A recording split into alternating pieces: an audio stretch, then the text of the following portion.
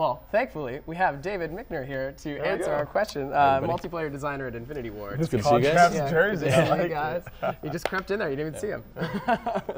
So, you know, obviously, Dome, huge fan favorite. You know, what was the reasoning for bringing it back for Ghosts? Well, I mean, aside from being a huge fan favorite, and we wanted to take another look at the map. It's one of my personal favorites from MW3, just for the frenetic action that it brings.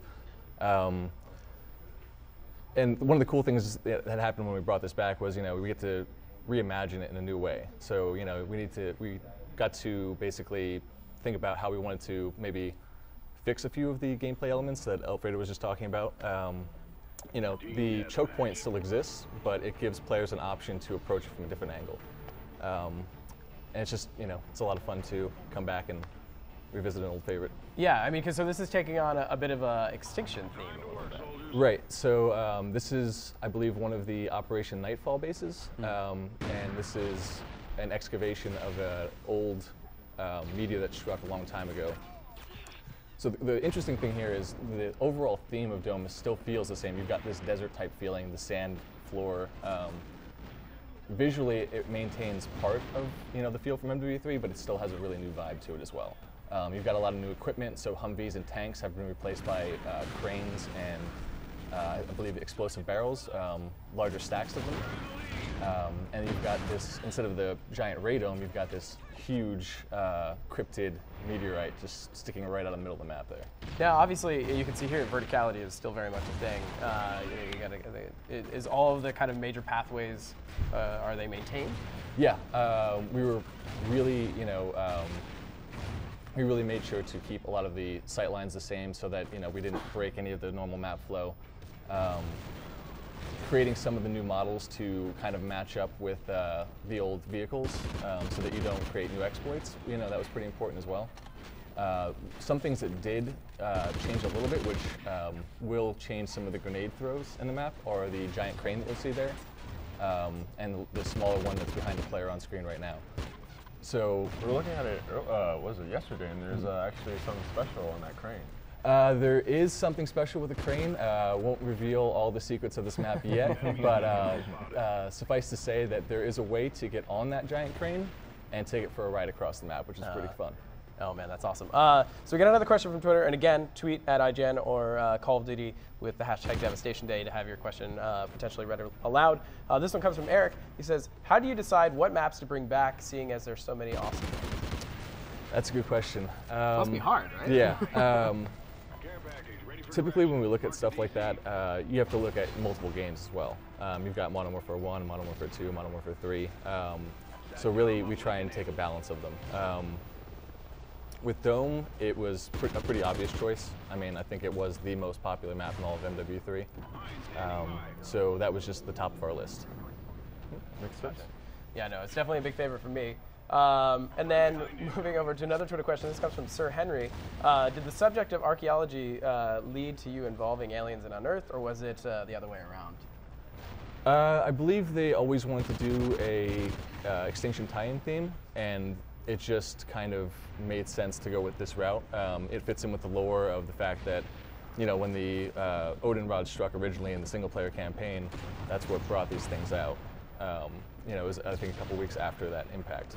So it makes sense that there's already something existing there, and that, you know, teams would find it as they searched for these facilities. Yeah, and then obviously it looks gorgeous, like the next gen upgrades. Like, what kind of effects and other stuff have you kind of been able to add as a result of being on Xbox One and PS4? You'll see there's some actual smoke that the player just went by there near the meteor. We've got some. Overall, I mean, the visual fidelity of the map is higher on next gen. We've got some sliding doors there as well on one of the new pathways. But for the most part, you know, you're just going to see better particle effects, better visual effects in general when you hit the red barrels, cause the explosions, everything like that. Now you mentioned the crane. Is that the big kind of dynamic event, or is there going to be a few other things? There's a few other things in this map. So we've got the map-specific kill streak, which is actually calling in a small swarm of seekers.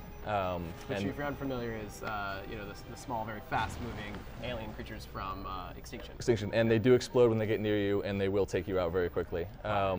So you get your own personal pack of those. They'll just kind of swarm, they'll creep off and just find targets and kill them pretty quickly. They're pretty hard to dodge. Now, how long does that last? Is that like it'll last as long as it takes for them to find someone and kill them. Okay, so you only get like one set of 3? Yeah, one set of 3. Okay. So yeah, you definitely want to choose when you want to call it out. When you're near a cluster of enemies, obviously that's the obvious choice. Yeah, and if you're unfamiliar with the field order system in Ghosts, that is kind of randomized, right? It's like it's not always the same. You can't just game really one particular thing and ensure that you get it, right? Right. The first player to die will always drop the first briefcase. So it's really good to fight over that right at the start, try and get that advantage right at the start of the match. But you don't know which field order you're going to get. So it could be get a headshot. It could be kill 3 enemies. Could be any one of those. So. Yeah, so another question from Twitter, and again, please tweet at us if you want to have your question read on stream. This one comes from Anthony. He says, is the map Unearthed better for close quarters or medium and long range fire? Well, I mean, going back to Dome, yeah, it's a pretty close quarters map, but there are some sight lines and lanes to lock down, so I mean, I like to snipe towards the middle lane of the map. And I'll just take people out, coming through there all day. Have someone guarding your flank, and it's all about map control. Yeah. Well, that catwalk over by the artifact, or whatever you want to call it, like that's always a gamble. At least it wasn't Dome. I can't imagine. You've got some good long range sight lines there, but you're totally exposed. So I mean, good luck. The crane though does offer some new sight lines. I've done some sniping while taking a ride across the map in that, and it's a lot of fun. But again, you got to be careful because you're exposed from 360 degrees at that point. Now, does the crane rotate around in a 360 or kind of a half circle? It basically does an arc across the map to 2 set points. You can take it back for a ride back to its original point again if you want to. You could ride that thing all day, but you're very vulnerable up there for very sure. Vulnerable. Well, and then going back to the Seekers, this is actually another question from Twitter. Luke asks, are the Seekers in Unearthed, are they different from the Extinction ones? Do they have more health? Are they faster? They're about the same speed, same size. Health-wise, I think they're a little harder to take down. You're not going to have as much warning. You're not going to have that meteorite coming in and the electricity. You're not going to have all those visual signals to know that they're coming after you. Well, and there's also in the Extinction, there's a much larger number of them. It seems like they come out and they come in waves. It's hard to avoid. Yeah, we were testing out yesterday. I was like, all right, I'm going to call it in, and you're like, all right, I'm going to try and shoot and kill one. We just couldn't get one down. Yeah, they were taking me down pretty quickly. I think they got the crane down already. Did they get the crane down already? Yeah, I saw it just drop. Oh, wow. So yeah, we're looking at Tina's feed here. She's playing on the Xbox One. This is the Ripper weapon, which we didn't actually make her use it because we want to highlight it, but she's actually just. It's just a great gun to use, to be honest. Yeah, I mean we've had a little time with it personally, and it's just a lot of fun. It's ideal for a map like this, I would imagine. Yeah, you've got the option to go close quarters or mid to long range with the AI version, so it basically covers every aspect of this map. Not much recoil. It's nice to handle. So. It's great. Oh, there you go. Someone's up on it right there. So it moves around, and you actually. Oh. It's really vulnerable, but I mean, you can just really kind of like overlook over everything at that point. Yep, and there was one small sightline change to help out, take out people from the crane, and you'll notice on the catwalk the rails on it are actually a little shorter than they used to be, and it gives the player the option to aim up and not be obstructed by a rail so they can have combat against the crane. Another question for Twitter. This one comes from the Wedding Singer. Is Venom X easy to obtain on Unearthed? So that's the other little secret. I wouldn't say it's easy. It's going to take probably a little bit of coordination from your team if you want to get it. I'm not going to say exactly how to get it, but I will offer up one little clue, and that's look for the color red. All right. Now, if you're unfamiliar with the Venom X, that is a weapon that was found in Extinction and is offered as a little Easter egg in this map. Now, it's kind of like a projectile weapon, right? Like it has some explosive quality to it. Yeah, so basically think of it as almost like a grenade launcher. And once you tag the area you want to hit, it will explode after a short time, or you can manually trigger it with the right trigger and detonate it whenever you want. Once it detonates, it will basically kill anything, players, dogs, anything in its radius. So it's powerful. How big is the blast radius? Is it? I'd say it's about like about a grenade blast radius. Think about your normal explosive radius, but it will leave a poison cloud that lingers for a few seconds afterwards, which can also do damage over time. So you don't want to just rush in after that thing explodes because you can use it to basically do area of denial attacks.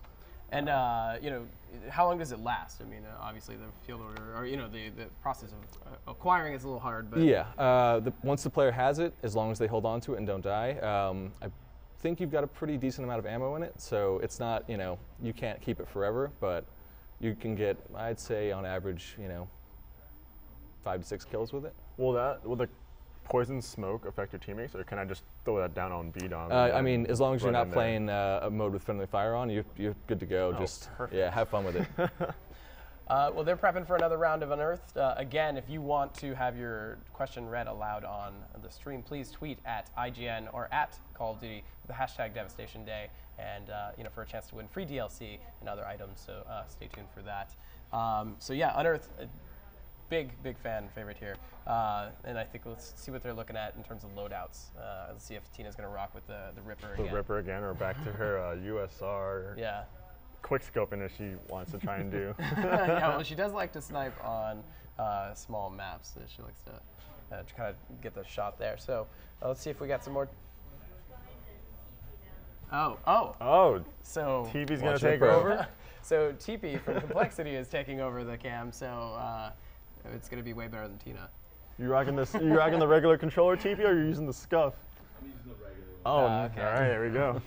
So TP's checking out his loadouts here, doing some perks. We got some Look sleight at of that. hand. All right, we got strong arm.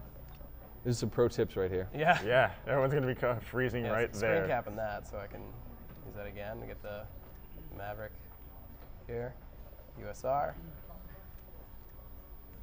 Vector. Look at them all. He knows what he's doing. It's the speed at which he's doing it is. Yeah, you get to the point where you just know what you want to use, and you're just like, all right, I'm just gonna swap things in and out. So Creve asked from Twitter, and this is a more of kind of a canon thing with the extinction, is the huge rock in the middle of one of the meters that bring out seekers from extinction, or do they kind of appear from everywhere? I believe they spawn around the player, okay. So it's kind of like your own personal swarm that you get.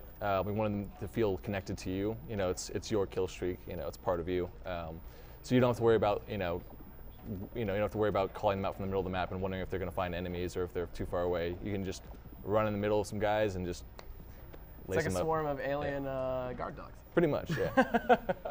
That's awesome. There you go. I see the MTAR with the muzzle brake and the foregrip. That's the combo to use. Yeah, I think that's what we noticed the most of. Yeah, a lot of Remingtons. Yeah, I was actually really surprised by the number of ARs that we saw at the championship. Yeah, there's a lot more than I thought it would be. I think, personally, I thought going into it there was going to be a lot of just MTARs. Yeah. And then we saw a lot of vectors too, because that worked really well on land, actually. Yeah. The dangerous thing about the vector is when the players actually bring it out, like that guy's usually really good with it, and you just see him rip it up. Yeah, that's true. Mbos from Optic, I saw him use it a lot. He was ripping into people with it. Yeah, Definitely. I'm definitely a big fan of the Remington. I just love not just the qualities of the weapon, but just the sound. The sound is incredible on that gun. It's just got this like massive bassy punch. That's It's really chunky. Yeah, it makes you feel like you're wielding some serious power. And we saw that used a lot to just kind of like lock down lanes, I think. Yeah. You know what I mean? Which, that's why that gun was used. Yeah, I especially even saw like a number of LMGs during the championship. Which I Yeah, thought we saw a bunch of LMGs. I was like, what's going on? And then people were just like, trying to shoot through walls and kind of hit players that they, in areas where they knew that they would be there. Well, the assumption with Call of Duty is always, that it's, fast-paced and twitch. So to see somebody carrying around like a hefty LMG, and there was actually a lot of just spraying into walls, which I thought was really, really funny. Yeah, LMGs have that higher wall penetration, so they've got their value, got their purpose.